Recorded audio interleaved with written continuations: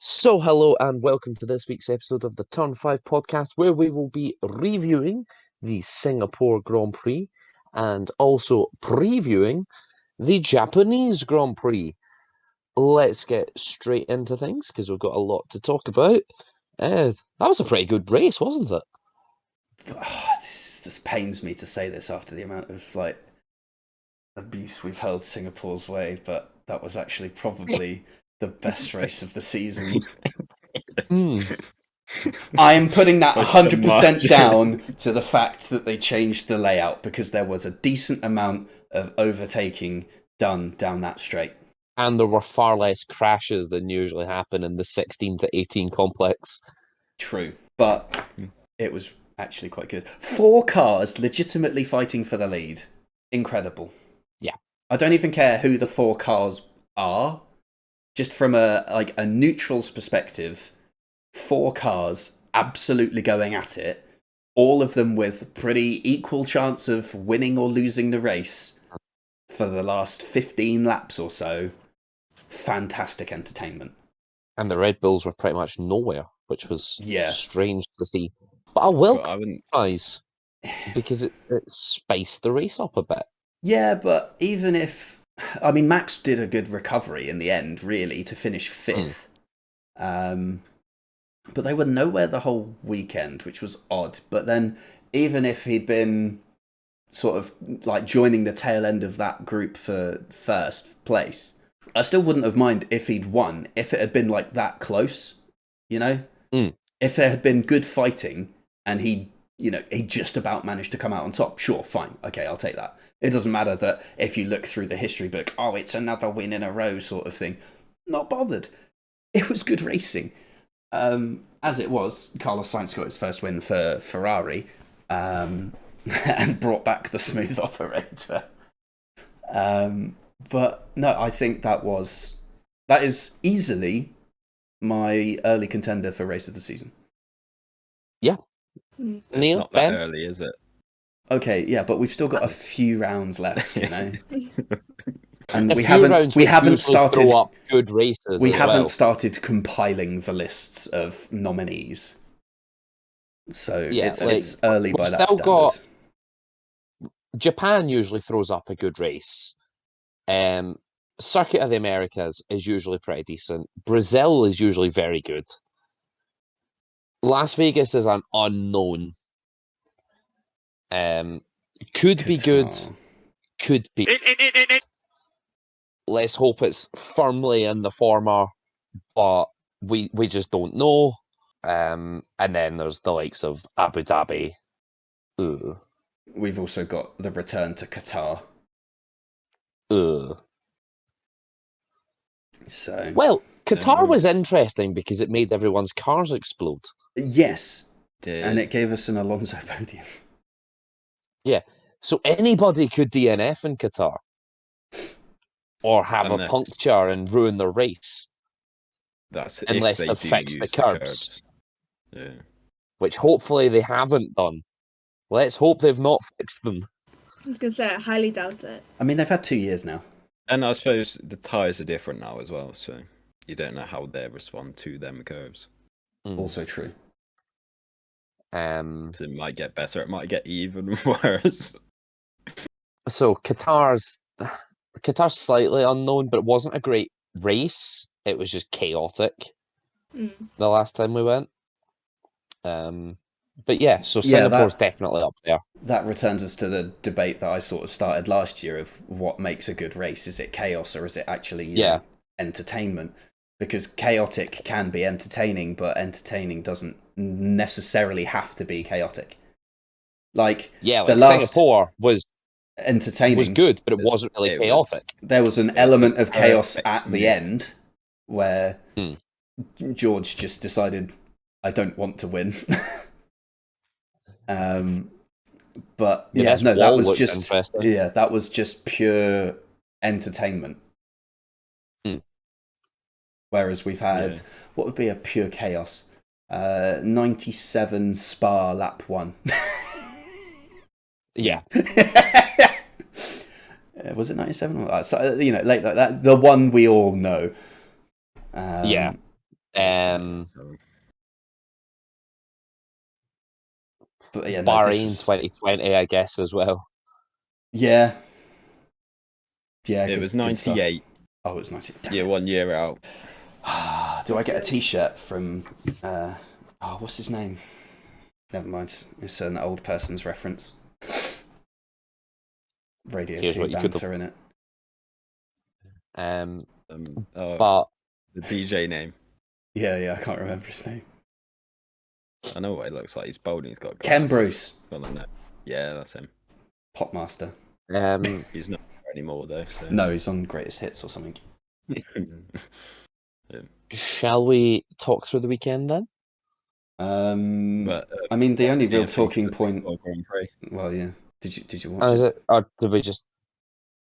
I watched Yeah, from how would you sum qualifying. up the race? I was working. I couldn't watch it. You didn't even. I swear every time Mia doesn't watch the race, it's like one of the best races in the world, and when she I- does, the race just doesn't happen at all. Yeah, I work she in watched the first. hospitality. She's watched all of the other races this season, and this was the first one she missed. Yeah. I work in hospitality. We were open every single day. Like, you know, there's a lovely Highlights, yes, thing yes, that I know F1 highlights. produces that only lasts about 7 minutes. I did that watch. didn't- That doesn't do it justice. No, it really doesn't. No, but But at least it gives you a rough idea. Shall we start qualifying because practice? Practice not very was much just. happened. Practice was just. Oh my god, Red Bull aren't on the pace. And oh my god, Lizard. Yes, this is true.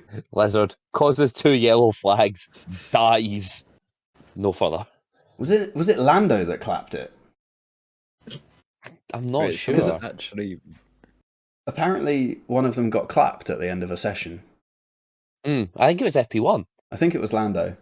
And if you want a 22.5-minute version of highlights, our provider YouTube channel has those on. Or if you want even longer highlights, Channel 4 on demand. True, that's probably like an hour and a half or something daft, isn't it? Because they do like pre-race and post-race in that show. Yeah. And then they show about 3/4 of the race and call it highlights. it was Fernando Alonso. Oh, it was Alonso. Oh, damn it. Okay, fine. So F1 fans were not happy after Aston Martin driver Fernando Alonso ran over a lizard on the track. Shouldn't have been on the track. Yeah. Yeah, exactly. They put a quote that just says "R.I.P. lizard."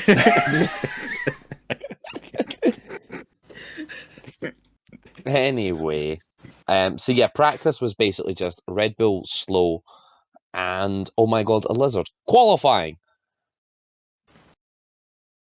Q1 was pretty standard for the opening runs. Piastri was quite slow, wasn't really on the pace.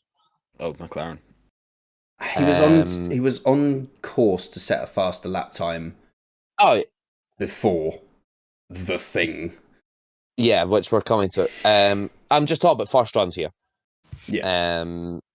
And then track evolution went insane on the second runs. Sonoda put it P1, I'm pretty sure, in Q1. I think he finished P1 in Q1 as well, because did. Lance Stroll decided to absolutely yeet the wall with such force that the wheel tether failed. Yeah, that's the impressive yet mildly scary part about that collision. Mm. But the monocoque remained intact. Yeah, the survival cell was completely fine. Yeah. So, I mean, again, tantamount to the safety measures F1 have brought in. Phenomenal to see him just get up and get out of the car on his own. With no serious injury either. Yeah, obviously I don't went believe. to the medical centre because the G-force sensors went off, and that's standard protocol. And honestly, don't blame them for sitting out the Grand Prix the next day. Yeah. I mean, if you watch even- the onboard, his head is all over the shop, so I Yeah. suspect he has a rather sore neck. And not even that. it would have been a massive repair Oh, job to yeah. get that car ready for the race. It's thing was- reminiscent of Schumacher in Saudi Arabia. Mm. Just in Like, terms of the scale of the rebuild needed. The rear wing fell off and everything. It was just, and that didn't even hit the wall. It was just wrecked. I'm pretty sure it was like 3 out of the 4 like wheel suspension elements were gone. Mm. Yeah. I think the only one that might have survived was the rear right, because the rear left definitely went. Like the entire front of the car, including like most of the left-hand side pod, gone. So yeah, no, that was an almighty hit. I mean, you can see sort of where it happened. He got on the curb, that unsettled the car, and he's countersteered as the backs come round, but then the front has just immediately gripped up and just speared him the other way.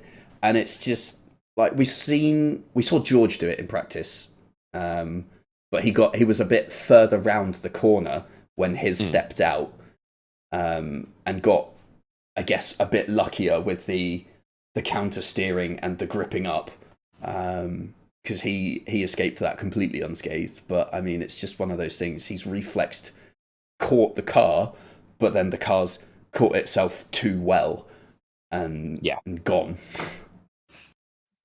So, but yeah, no, I mean, massive crash. Glad he's okay, but it kind of threw a spanner in the works for a lot of people. Yeah, mainly Oscar Piastri, who was on course to get out and was first on the scene. Oh god, yeah, the reactions from that. Good lord. Oh yeah, because he was like, I didn't realise how close he was until the off-boards came on. Like, there was just people in the grandstand that were filming it, and it's just like, there goes Lance and Piastri. And then Q2. Oh, well, actually, a thing to note from Q1 as well. The stewards were a bit unhappy with everybody. Between turn 16 and about 20. They were just like, what are you doing? It was just a rolling car park, wasn't it?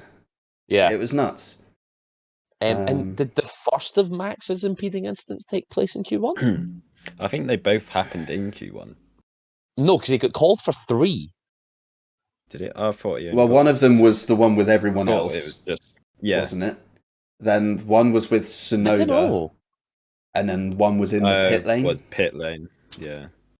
It's the pit lane one that I'm thinking of. Yeah, 2 on track and 1 in the pits. I'm not sure about the pit lane one, because like, he did receive a reprimand for it.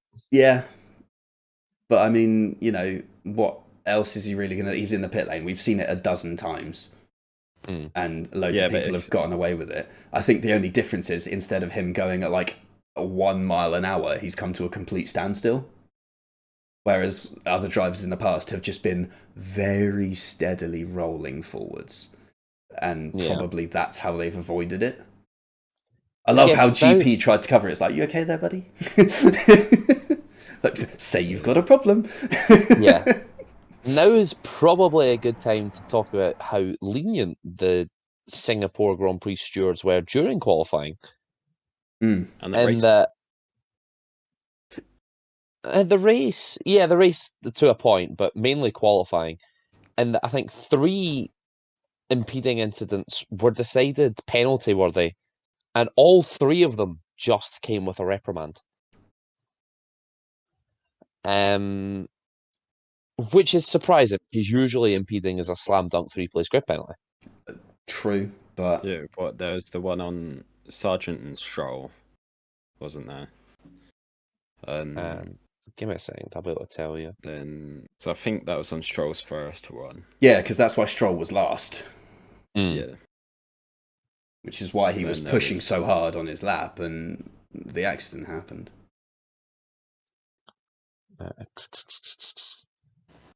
So car 2 impeding a car 18, that's Sargent on Stroll. Car 1 impeding a pit exit, Verstappen. Decision, car 1 alleged impeding a car 2, so he got away with potentially impeding Sargent. And infringement, car 1 impeding of car 22, so that's the Tsunoda one. And none of them led to an actual tangible penalty. They were all just reprimands. Cue uproar from Twitter. Oh my god. Surprisingly, not from Mercedes Twitter though. Really, it was Ferrari Twitter is where I noticed it. I noticed a lot of Mercedes Twitter. Specifically, the Mercedes Twitter admin. Oh, I never seen that. I'll be honest, I just didn't see it. It was the classic Family Guy, the chart of like arrest, don't arrest sort of thing. And it was penalty, no penalty. Red Bull, no penalty. Everyone else penalty, sort of. Let's wind the clock back to a few years ago, Mercedes, and let's get the mafia out again, shall we? But quick to forget they are. Like, I think we'll ever beat the Ferrari Federation. No, exactly. No, the Ferrari International Assistance. Peak. Yeah, that is. Yeah, that was peak FI. That was. Yeah, no, that was terrible, and has been openly documented since. Yeah.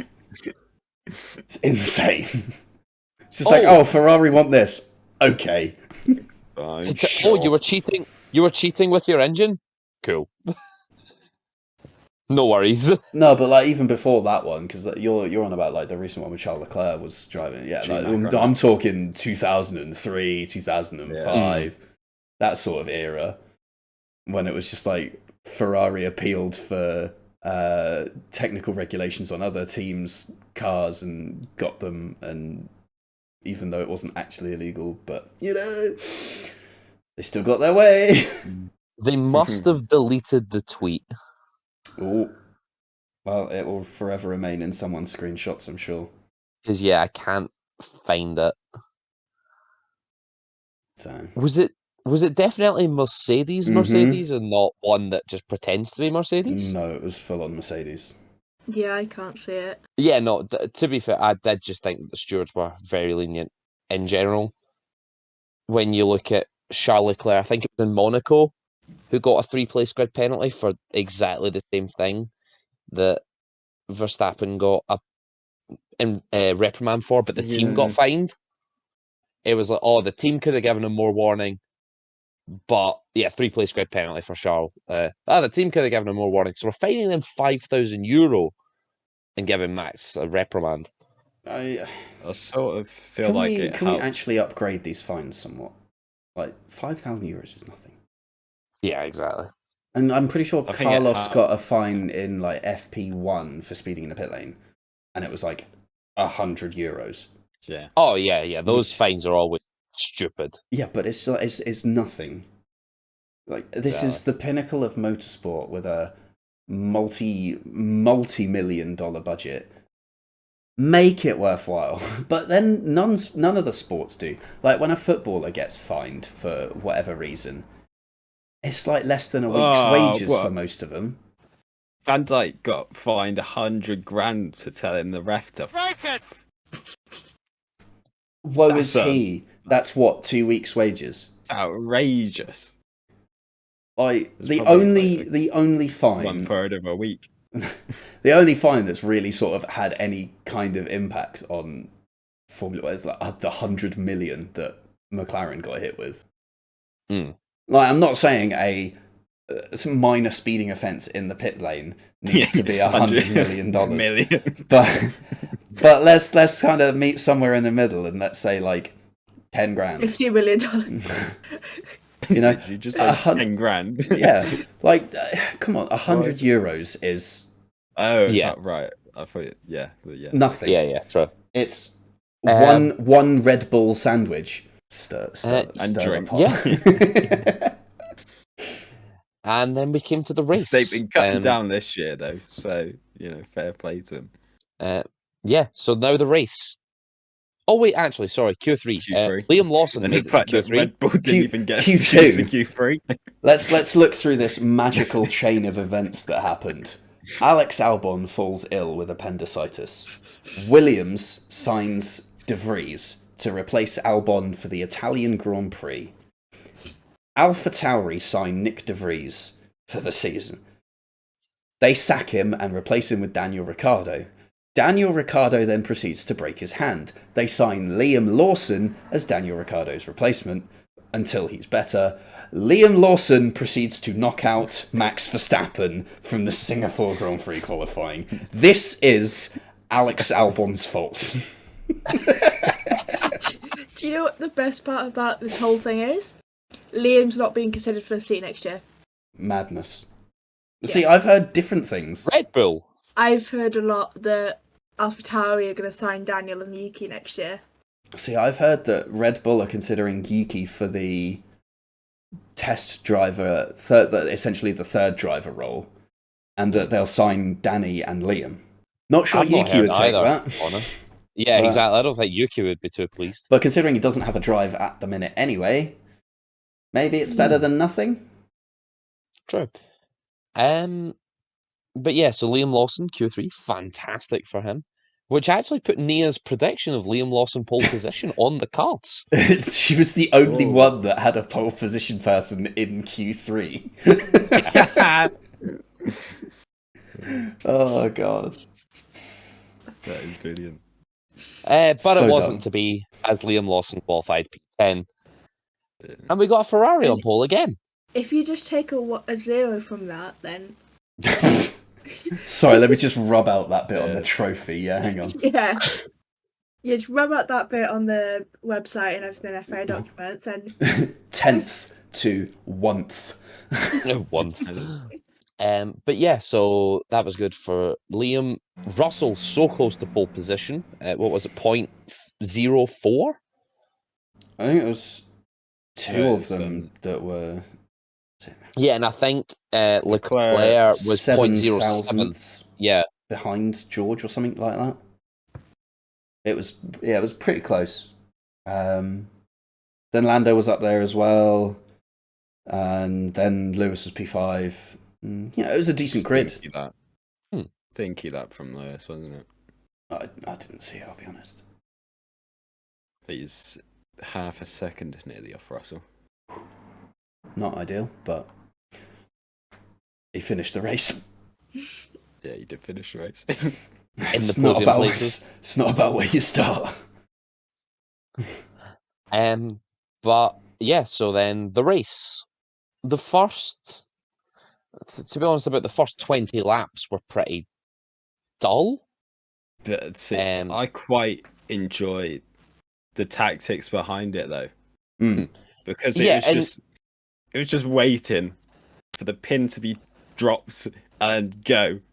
Yeah, it was who was- was going to pull the trigger first. Yeah, In fact, actually, sorry, we talked about how Nia was the only person to someone in Q3. We forgot to mention that Nia's podium prediction lasted 2 laps 0 because she had Lance Stroll for third. Yeah, true. It was a good point. that's probably my fault because I once You again did. predicted a driver and they inevitably don't do the race at all. So, Classic Ben. ooh, sorry, Nia. cheers, Ben. Great help. But yeah, so the first 20 laps, it was just waiting to see who would pull the trigger first. And it turned Turns out the out it was person Logan. who pulled the trigger was Logan Sargent as he clattered the wall. Who was Kel it? Was it, like, Surprise. Are we shocked? No. Someone's done that at Singapore. Was it Grosjean that's done it before? It's- I think a it's few very drivers have similar. done it. Yeah. It's just the way Grosjean how he- shoved someone else into Grosjean shoved Oh, was it Albon into George? the wall. Oh, was Mm. it Albon? Was it George? Grosjean's been. Yeah, no, it Grosjean was shoved a Grosjean. Williams into the wall. Yeah. And it was Albon, yeah. I just love that Logan Sargent took his front wing with him. How considerate. I'm perplexed by the fact that it took them the entirety of the time it took him to get round the track to the entrance of the pit lane, and as soon as he crossed the pit entry line, or rather like the start of the pit lane, Hmm. that's when the safety car was deployed. Yeah. I think Couldn't they have were done that any trying to- earlier? I think they were trying to assess the track and see whether it was a full safety car or a virtual safety car that was needed. Yeah, but if in doubt, just fly the virtual, and then you can always upgrade it Fly it later. Yeah. You know? It's not the first time we've seen a VSC be upgraded to a safety car. A full safety car. And yeah. I feel like that would be a sensible sort of midway procedure. Like, if Yeah. you're not sure, VSC. If in doubt, Right. VSC. Because at the end of the day, it's designed to just neutralise the race as it is. So even if you only fly a VSC for half a lap while you get a better view at the scene, it doesn't really impact anyone that badly. And then you can just go, okay, green flag, we're happy with the condition, or okay, we're going to leave it at VSC and then we'll get the marshals out to clean it up, or okay, too much, need the safety car to get the gap to get everyone out there to sweep it out. Nah, I've got a way to make races way more exciting. If in doubt, red flag. Oh god, hello Michael Massey. I didn't realise we had you as a guest on the podcast this week. Small bit of debris, red flag. Line everyone up. Get them on Just the a grid. little end plate. Red flag, that's too dangerous. You know, like when someone goes over the curb and like one of the little tiny bits of strips of carbon comes off the end. Red flag. A tear off it from their visor seat on the track. Red flag, red flag. No, just you watch a driver take it off on the onboard and release it. You're just like, red flag. There's You always see a someone part. going for it, red flag. Yeah. It always really scares me seeing a driver just lob a tear off. I just feel like he's going to cause some major accident. I don't know why. You see him, it's like, Well, considering the amount of times that we've seen tear-offs get caught on suspension arms, Brakes in usually, brake yeah. ducts, rear wings of your own car is quite an interesting one. You've impacted your own aerodynamic performance. Congratulations. I love it when they see people try and remove them at pit stops because they've ultimately tangled themselves very well. And you're trying to do it in like sub 2 seconds. Get off! My favourite one is when they wrap around like the radio antenna on the front of the car. You could just see it like bent. It's like right in the driver's face. Yeah. Spluttering. is that Rosberg there? Oh no, You that's can like a little see bit the driver like straight higher, reaching wasn't it? through, trying to like get it off as they're going like 200 miles an hour. It's like Leclerc at the 130R the year he had a mirror hanging off just. Yeah. I will hold this here. Come on, Good, let's go. be still, my friend. It's the fact they held on with his opposite arm though and like pulled the wheel round. Well, it's probably because you've got better control of it Yeah. doing it that Use a way. stronger arm. But it's more because how tight the cockpit is. That's the easier arm to reach the mirror. Probably harder It's just to get your funny arm, to like, watch, this arm to be over. honest. Because you're trying to like Yeah. do that at the end of the day, aren't you? And Yeah, with it's how probably tightly harder to they're get- packaged in there. Yeah. So Yeah, it's easier for just But yeah, so first 20 laps, pretty non-eventful. Sargent decides wall. There was something else. Perez said to Yuki goodbye.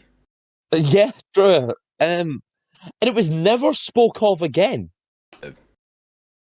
and yet we saw bits of bodywork come off a car there. So red flag. Yeah, exactly. Fair play to Yuki for just driving it off the circuit and being like, "I'm done Yeah. with this." You're No not flag. even. You're not even getting a yellow flag out of me. Yeah. It flew. It went green. It flew again. It went green. The commentators are like, "He's stationary on Yeah. track," Yeah, I think he's got a puncher. No. and then it just cuts to him, and he's behind the It's fence, and you're odd. like, "Mystery." Yeah, it's like, oh, his car's stationary on track. It just cuts to Yuki standing behind the catch fence. You're like, what's going on? He's already out of the car. And everyone's sitting, where's the car? Yeah. No sign of the car, just driver. Yeah. But yeah, so that happened on, and yeah, but just never spoke of again. we've seen Um, pictures of his car afterwards. Like it's just a massive hole in the Do you see side. the move that Perez done? It's outrageous. The stewards were clearly napping. Yeah. That was a much worse like incident than we've seen 5-second penalties given for. Yeah. Features. I'm gonna refer back to Spa and the Hamilton Perez incident. It also makes it better that you somehow outdone that move during the same race. You want to see me ruin someone's race? You want to see me do it again? Oh god, the move on Albon was, yeah, just not on. No. Deserving of a 5-second time penalty. Yeah. I think he only got 1 penalty point, though. Did he actually? What? Yeah, I think the stewards no offered way. mitigation. What are And they on? Only give 1 penalty point. That's mad. It's actually certain unreal. already. Yeah. It's like We note the presence of the slower car 40 in front of car 23 caused the driver of car 11 to believe that he could make the overtake, and therefore, in mitigation of penalty, we determined to allocate only 1 penalty point. Albon's halfway around the corner. So just because Lawson was in the general vicinity, they've gone, Yeah. It's fine. It's fine. What the hell? That's So, nuts. as I said earlier, the Singapore Grand Prix stewards, exceptionally lenient. Yeah, no kidding. Actually, no, I need to find out if Fernando Alonso got 2 penalty points for his crossing the pit lane incident. Oh, he didn't. Thank God. He received 0. I was going to say, it's normally just a time penalty on those, isn't it? Yeah. Yeah, it just would have been it would have been amazing if that got 2 penalty points. But the Perez incident only got 1. Yeah, that was kind of daft on Alonso's point, wasn't it? Yeah, you just need to stay out in that case. Yeah. I mean, you Like, just need to you're not not lock gonna- up. Yeah, but if you have locked up, you're not going to get a penalty for locking up. True. Because the stewards can see like it wasn't intended, like it wasn't intentionally crossing the white line. But then coming back, very much is. Yeah. So a perfectly fair 5-second time penalty. And there was an investigation of car 23, whose name Albon. eludes me. Albon, yes. Yeah, For overtaking allegedly on the overtaking Perez behind the virtual safety Yeah. car. But they determined that they both made it to safety car line 2 at exactly the same time. And so the fact that Albon came out ahead, they were just like, Fine. cool. Nothing we can do here. At that point, it's just race. Yeah. Perez decided that. Yeah. Perez got revenge. Yeah, he took it personally. Yep. So, yeah, lots of pit stops behind the safety car. That's where Alonso made his error and got himself a 5-second time penalty. Basically, everyone swapped onto hards and the Red Bulls stayed out. Yeah, because they were already that was- on hards. So the safety car just screwed Red Bull over, which was very funny. It was funny, but like it's one of those strategical risks that you take. They went opposite to everyone to try and hope for a late safety car that it would benefit them. They got quite unlucky in the end. They almost got it to pay off with the VSC. Yeah. But they blinked like 2 laps too soon. Yeah. Unfortunate, but still, Yeah. banter. You can't have it all your way. I'm trying to think. It was the VSC when both the Mercs made their pit, wasn't it? Because it was 2 laps. It was out basically. Twice they went past the pit entry, and everyone was like, "Why haven't the Ferraris pit?" Yeah. And Especially- then the Mercedes did it. Especially after they'd sort of ballsed it with Charles earlier. Yeah. Although Crofty was putting a bit of that blame on Charles for backing the pack up too much to make the double stack work. I don't see any unsportsmanlike conduct charges being brought by the Yeah. FIA against Ferrari. I think McLaren need to be having a word here. It's the Singapore Grand Prix stewards. We've established they were still sleeping. True, yeah, but still, like, They hadn't got up from their nap. It's a late race. you can't have They your went for cake and coffee. eat it, you know. So See why they all do them at midday, can't you? yeah. But yeah, that was an interesting one because it kind of was backing them up, but at the same time, Ferrari did the double. Ferrari had a reasonably smooth double stack. It was just that they got caught on exit. Yeah, in traffic. Yeah. It was brilliant. So fantastic job by the McLaren pit crew to get Lando to jump him. Mm. Other than that, it was pretty much just sort of in and out for everyone else, wasn't it? So yeah, the only other positions he really lost there were the Red Bulls that stayed out, I think. Yeah. Did he not lose track position to one of the Mercs as well? No. Did He was Lewis not already- jump him? No, I think No, George was he already behind? got him on the restart, I think. Hmm. So, yeah, it was Carlos maintained, then it was Max, Lando, Perez, then Charles, and then on the restart, the Red Bulls started dropping down, and George got ahead of Leclerc. Yeah.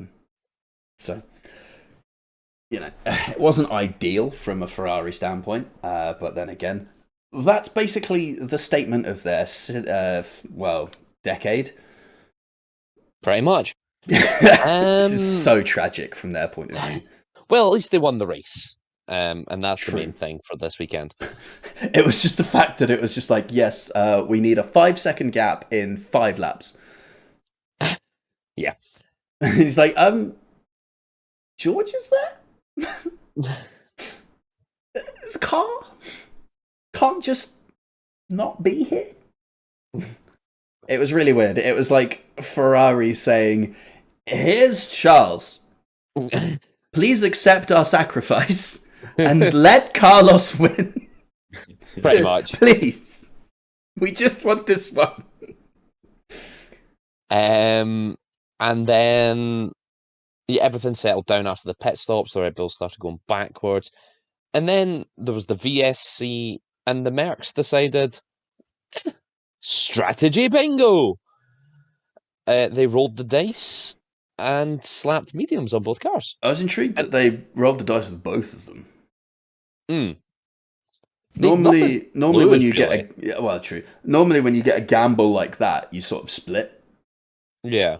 But fair play to them for going for both of it. I think Toto said in an interview afterwards the worst they were going to get if they didn't was 3rd and 5th. Yeah. Or was that the worst they were going to get if they did? Because of that, Fourth that and would be fifth. where they came out, sort of thing. But then, like, if it worked, then the opportunity was for 1st and 2nd, sort of thing. Yeah, exactly. And they And definitely had the pace in the early sections. I feel like the closer they got to the cars in front, the more their tyres had started to go off.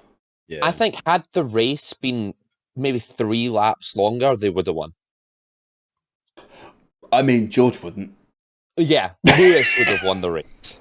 I don't know though, because they caught up on like lap 58. They were behind for a good, like, So, 4 or 5 laps sort of thing. and George really had like one sort of moment he could have overtook Lando. And But it's fairly easy for Lando to defend it. as much as I like George, I think had the Mercedes cars been reversed, they would have had a better chance as well. I would just like to raise the 200 IQ strat of Carlando. Yeah. You can Yeah, take the bromance out of the team, but you can't take the team out of the bromance. Yeah. I think the funniest radio clip was Ferrari to Carlos. Yeah, Norris 0.8 behind in your DRS. Yeah, it's on purpose. This is the plan. Like, fair play to Carlos for actually pulling that off, because it's a dangerous game to manage. To deliberately go slower to let someone get within DRS range, which is an overtaking assist. It kind of puts you in a bit of a compromised spot. I want to say it was on like the last lap. On the start finish line, Lando was like 1.5 seconds behind Carlos. and then he suddenly has DRS. You're like, I wonder if he bought that off. So, But yeah, and that was the race. A pretty good weekend. a very good Uh, weekend. Richard, predictions, please. Yes. I just want to do a couple of honourable mentions. Firstly, to get the McLaren one out of the way, Piastri, P17 to P7 on his first visit to Singapore. Fantastic drive. Secondly, and probably even more impressively, Liam Lawson. P9 is Yeah, points. Alpha Tauri's best finish of the season. Yuki Tsunoda has only scored 3 P10 finishes. Liam Lawson's just back to P9. So he's already only 1 point behind Tsunoda in the championship. So, like, fair play. This is like, third race in the car? And he's P9. Best result. We're in Singapore as well. Yeah. Like, First time he's been there. Best team result of the season. I don't think there's anything else you could have really asked him to do that race. and if he does race this weekend and nabs a P10, he would overtake Tsunoda in the championship. Which is crazy, but amazing. But yes, now that we've got the shining lights out of the way, because, I mean, I had to say that because they were both fantastic drives. Oh, actually, and a humorous thing. Did anyone see on the constructors page on the Formula One website, because Stroll was withdrawn, it was just Aston Martin, Alonso. I didn't Everyone see that, else, 2 names, just Aston Martin, Alonso. No, I didn't see that. One-man actually. team. I mean, quite it pretty funny. much is, to be honest. But that's none of my business. We'll start with the podium predictions. Nobody got pole position. Top banter. Nia, you finished last this week with 0 points. Oh, in- no. Guys. Do you want to tell That's Nia her bad. predictions? Yeah, so you predicted Lawson on pole, and then Lawson to win, Albon to second, and Stroll to come in third. Thanks, Ben. Then Wasn't just me. in joint second was Chris, myself, and Sonia, all with 1 point. I've had Hamilton! a prediction masterclass this week. And Ben has got 3 points for putting Hamilton in third. Yes. Chris and Sonia both I got wouldn't their 1 call it point. a masterclass. Hey, Sorry, look, he Ben. won. No, sorry, I've just meant predictions as a whole this yeah. week. I didn't just okay. mean podium. Yeah, so Chris and Sonia got their points for putting Hamilton second, so it's correct driver, wrong position. And I got the same thing, but for Sainz in third. Then, bold predictions. Nia said no yellow flags, gutted. I said no safety car, also gutted. Chris said no Ferrari strategy mess up, gutted. Yeah. I'd I'd say they fucked Leclerc. Yeah. I was going to say, if you try and argue that one, just no. No. They'll Yeah, say they it was, fucked unless you said it was the big master plan to actually just self-sabotage and say, goodbye, Leclerc. No. Yeah, And then Ben had Lawson to beat Tsunoda, which by virtue of Sergio Perez just required Lawson to finish. Thank you, Sergio. But, I mean, sort of extra credit, I guess. Lawson got the best result of the season, so has beaten Tsunoda's best result of the season. So, which means, podium prediction standings overall: last place Sonia 51, then Chris on 56, Ben and Nia are tied on 63, and I'm just out in front on 65. And then lap down showdown. Mr. Lazy over here. Oh, Couldn't be bothered to happened? make a prediction. Says, nah, nobody's going to get lapped because I can't be yeah. bothered. He's only gone and done.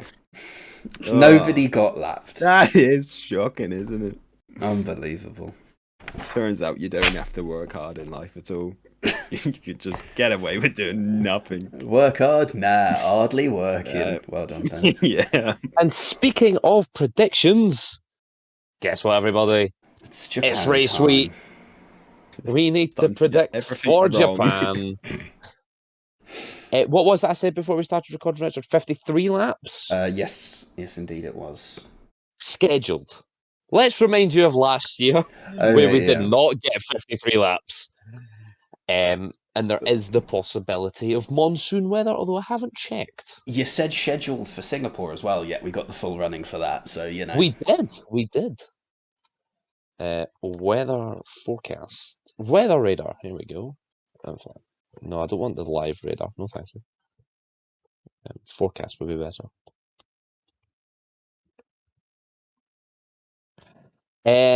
It's to be dry on Sunday. Good. It's to rain on Friday, to be dry on Saturday and Sunday. That's cool. That means they have less data from practice. Exactly.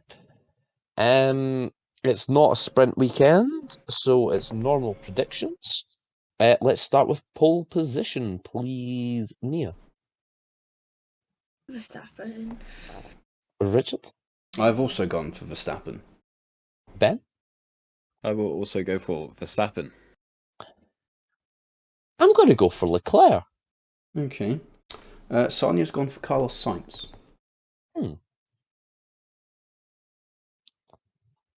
Podium, please, Richard. Verstappen, Norris, Sainz. Ben? Verstappen, Sainz, Russell. I'm going to go Verstappen, Leclerc, Hamilton. And Nia? Verstappen, Sainz, Russell. And Sonia has gone Verstappen, Sainz, Piastri. And actually, just before we move on, something just popped into my head. For the first time this season, we have a new top 3 in the championship. Oh. Because Lewis Hamilton has overtaken Fernando Alonso. Oh my god. It's happened. Literally, for the Finally. first time since Bahrain, we have a different top 3 in the championship. It's nuts that it's been that consistent. Yeah. Considering how the Aston Martin has fallen off in the last few races, it's nuts that it's still taken this long for Lewis to catch back up.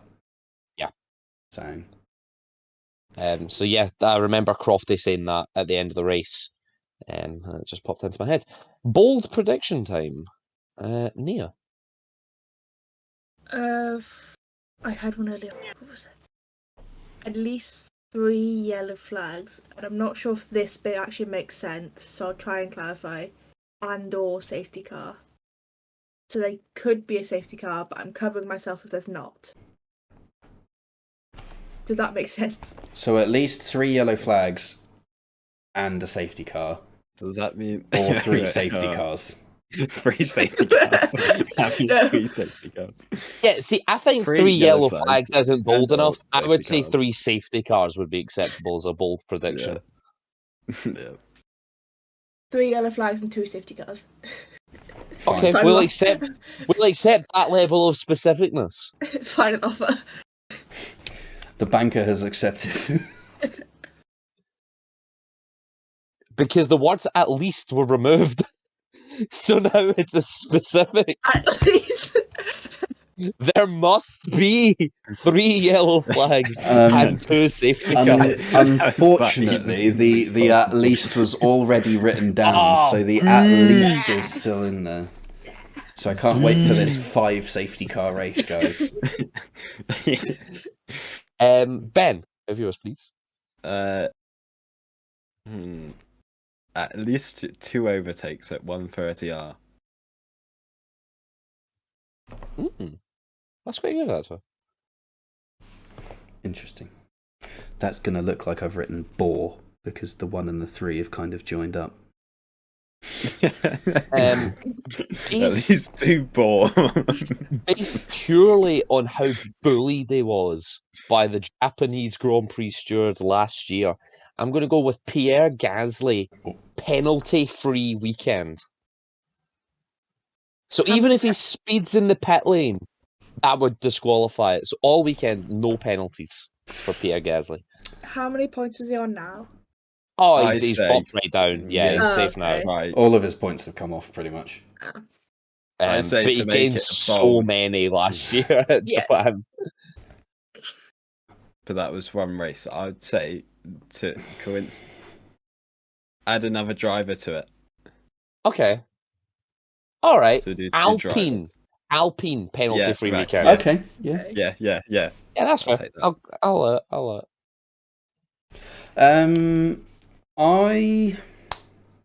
I want to say 4 teams, top 4. That's it. All right. Remind us of your podium prediction. Verstappen, Norris, Sainz. Okay. That's Couldn't remember 3. if you put. Yeah, so I it'll couldn't have to remember if be you put Russell. Perez up No. there. I was like, Wait a minute. Self-sabotage. Yeah. And lap down showdown. Let's go straight to Ben. Logan Sargent. Oh, he's predicting someone this week. Oh, I'm trying this week. All right, Logan Sargent. Oh yeah. The rest of it, please. Yeah, you can't just do what you've done for the other one. Just go, no one. Yeah, we need the rest. lap 32 and 1 lap. 32 and 1. Neil? Mm. See, I'm debating whether or not to go no one, considering my prediction. Shrewd. Mm. I'm gonna go no one. Okay. No one gets lapped. That's valid. Yeah. So mine is gonna depend on who takes part. So I'm going to name 2 drivers because we don't know who it'll be. So that's So the AlphaTauri either seat. Liam Lawson or Daniel Ricciardo. Okay. On lap 28, 1 lap down. Okay, I've gone for Logan Sargent on lap 24 and to finish 1 lap down. And yeah, that wraps up this week's episode of the Turn 5 podcast. I don't believe there was any news that we need to talk about. Joe Gagnon has extended his contract. Yes, was that this week? I thought Yes. that was last week. No, that was this week. Yeah, so to what year? Just next Just year? a or 1 is it year multi-year? extension, I think. As far as I was aware, it was a 1 year extension. So we will be seeing him on the grid next season. And apparently, finally, he will get to go and have a home Grand Prix, but I'm 90% sure we've said that every year he's been on the grid. Yeah. Which kind of brings me to a point I want to make on this. Can we stop announcing Grand Prix that incessantly cancel? To be fair, that's only China. Yeah, but like... Why does China keep cancelling? Because I've forgotten. COVID. COVID. Still. Okay. But it's like, okay, if you're going to keep cancelling it, we're just not going to come back. Yeah, just 'Cause you're cancel our contract. You're just taking up a slot and it's causing us headaches. Just stop. Yeah.